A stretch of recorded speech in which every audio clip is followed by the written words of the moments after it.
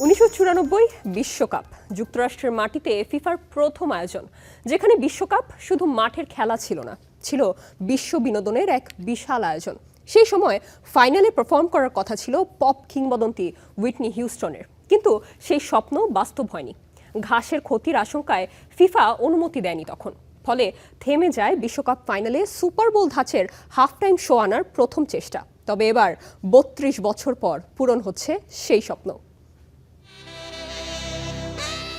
94 বিশ্বকাপের আয়োজক কমিটির প্রধান ছিলেন অ্যালান রথেনবার্গ।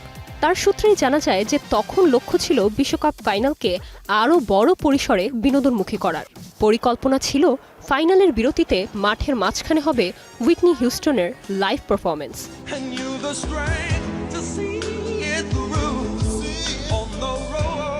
কিন্তু ফিফা শেষ পর্যন্ত সেই পরিকল্পনা বাতিল করে।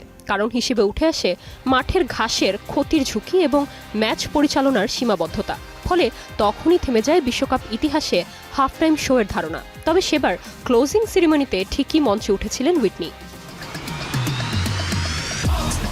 এরপর কেটে গেছে 32 বছর। ফুটবল বিশ্ব ধীরে ধীরে বদলেছে, বিশ্বকাপও হয়েছে আরও গ্লোবাল, আরও বিনোদন নির্ভর। অবশেষে এবারের বিশ্বকাপে যুক্ত হচ্ছে নতুন অধ্যায়। প্রথমবারের মতো ফাইনালে যুক্ত হচ্ছে সুপার বোল ধাঁচের জমকালো হাফ টাইম শো। যে ধারণাকে একসময় ফিরিয়ে দিয়েছিল ফিফা, সেটি এবার আনুষ্ঠানিকভাবে বিশ্বকাপ ফাইনালের অংশ হতে যাচ্ছে। হুইটনি হিউস্টন আজ পৃথিবীতে নেই, কিন্তু খেলার বিরতিতে তার জন্য ভেবে রাখা সেই মঞ্চ, সেই স্টেডিয়াম আর কোটি দর্শকের উন্মাদনা ঠিকই প্রস্তুত। এবার হাফ টাইমে তার বদলে পারফর্ম করবেন শাকিরা, ম্যাডোনা, বিটিএস এর মতো বিশ্বখ্যাত তারকারা। প্রত্যাখ্যান থেকে বাস্তবতা, 32 বছরের ব্যবধানে বদলে যাচ্ছে বিশ্বকাপ ফাইনালের ইতিহাস।